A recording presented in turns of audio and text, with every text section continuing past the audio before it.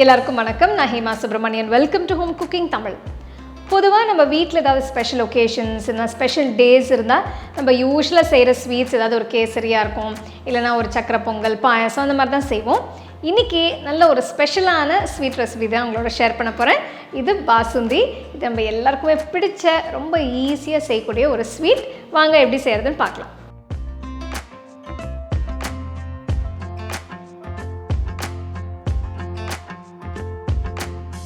இந்த டேஸ்டியான பாசுந்தி செய்ய முதல்ல நான் ஒரு அகலமான சாஸ்பேன் எடுத்து அதில் 1 லிட்டர் பாலை ஊற்றிருக்கேன்.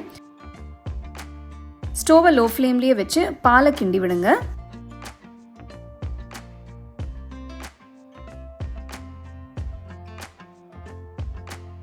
ஸ்டோவை சின்னதாக வச்சு கிண்டி விட்டு பொறுமையாக செஞ்சால் தான் டேஸ்ட் நல்லா வரும்.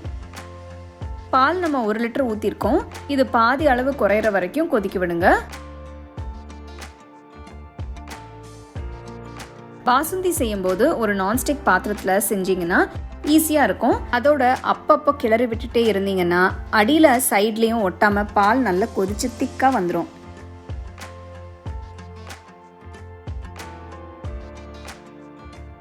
பால் நல்லா கொதிச்சு பாதியாக குறைஞ்சதும் இப்போ இதில் 1 டீஸ்பூன் ஏலக்காய் தூள் சேர்த்துக்கலாம்.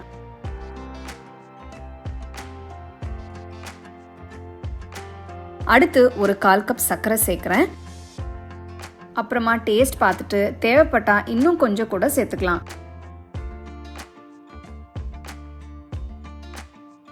பால் இன்னும் கொதிச்சு நல்லா திக்கா வரணும். அதனால லோ ஃப்ளேம்லயே வச்சு கிளறி விட்டுட்டே இருங்க.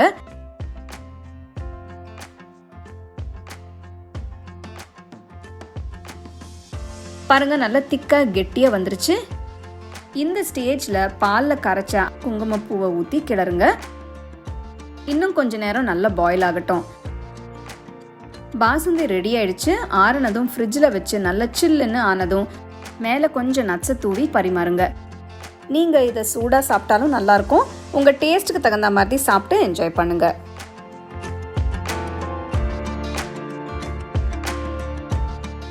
நல்ல அருமையான பாசுந்தி எப்படி செய்கிறதுன்னு பார்த்தீங்க. இதில் இன்க்ரீடியன்ஸ் ரொம்ப கம்மி. ஸோ ஏதாவது ஒரு ஸ்பெஷல் டின்னர்ஸ் இல்லைனா கெஸ்ட் வீட்டுக்கு வராங்க, ஒரு ஸ்பெஷல் ஒகேஷன் வீட்டில் இருக்கும்போது நம்ம யூஸ்வலாக செய்கிற ஸ்வீட்ஸ் இல்லாமல் இந்த மாதிரி பாசுந்தி நீங்கள் செஞ்சு முன்னாடியே வச்சு கெஸ்ட் வரும்போது இல்லைனா உங்கள் ஃபேமிலி மெம்பர்ஸ் வரும்போது நல்ல ஜில்லுன்னு சர்வ் பண்ணுங்கள். எல்லாருமே ரொம்ப விரும்பி சாப்பிடுவாங்க. கண்டிப்பாக ட்ரை பண்ணி ரசித்து சாப்பிடுங்க.